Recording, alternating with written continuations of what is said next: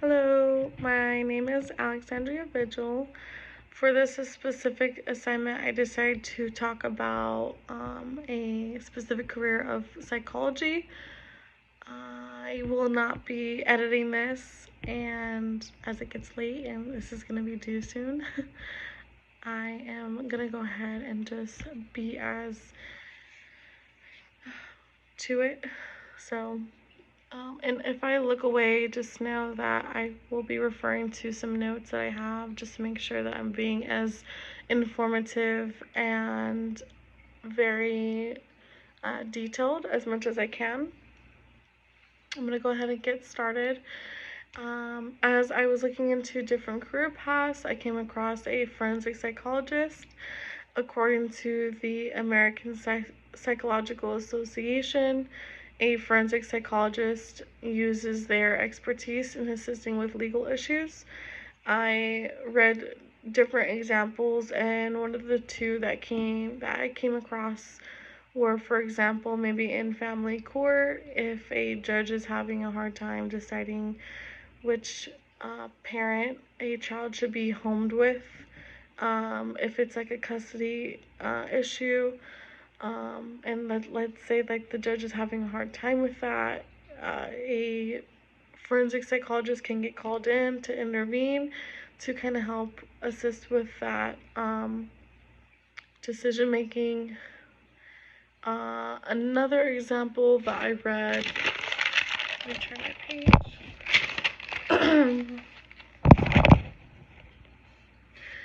Stated that a forensic psychologist can also conduct an evaluation.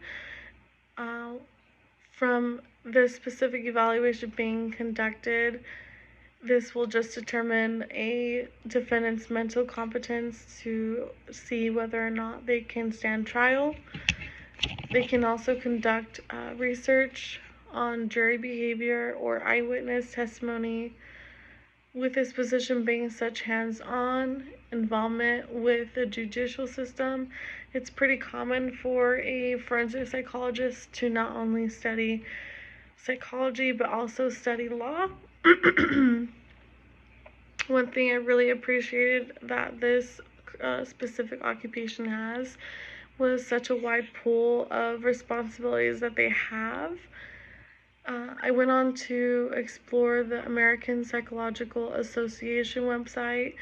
They continue to mention that a forensic psychologist work in different settings.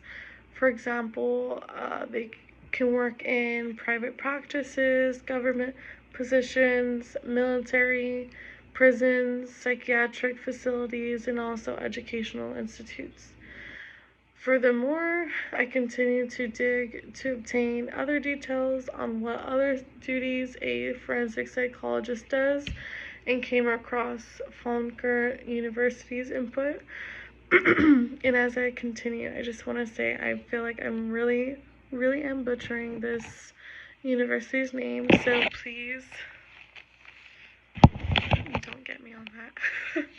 I'm just kidding.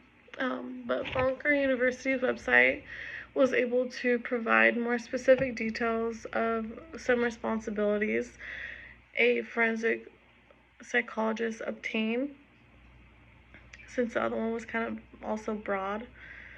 This would include responsibilities such as testifying as witnesses in court, counseling inmates, educating police officers, interviewing offenders in order to understand their behavior, conducting criminal risk assessments, and lastly, conducting research for law enforcement and justice systems. Excuse me. I immediately kind of was a little bit more interested to see what other details I could find, and majority of the websites or resources that I would get pointed towards, I felt really mentioned most of the same things. So I decided to continue to inform how to become a forensic psychologist, which just I feel like any kind of occupation. Just really depends on the specific kind of work that an individual wants to desire, that an individual desires to have. But from the psychological website, it states it would be common to obtain a PhD or a Psych D, then later following a doctoral training, and then working towards obtaining a state licensure. I believe I'm also saying that too correctly.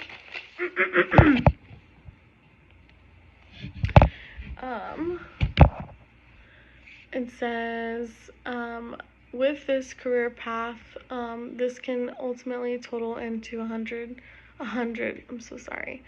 10 to 15 years, probably feels like 100, of education and training to become a forensic psychologist. I became very intrigued to know how much this field of work annually makes for such a lengthy education and such responsibility. From some of the websites that I looked into, from my understanding, some of them said that this length of study did not pay very well. And I think this has to do more so currently. But but I came across the Forensic Psychology .org website that stated the different salaries depending on experience and which state the person resides in. And when I first clicked on it, immediately I was able to see like all the states. So obviously I just stayed with California, and it stated as little, this website, the psychologyedu.org, states it comes as little surprise that California ranked among the top states in the nation for its pay of forensic psychologists as of May 2021, according to the Bureau of Labor Statistics, also known as BLS. For forensic psychologists starting off their annual income, it is expected to be $88,000. Mid-career is expected to make $116,000. And then when they are considered experienced, they should be making $165,000. So that's about all the research that I had, specifically with this career path. I really did enjoy just learning about it, and for a second, it even had me second guessing what exactly I wanted to do. But I don't think I would be able to go to school for any longer than what I need to. But it was really interesting to learn about what a forensic psychologist does. So thank you for listening.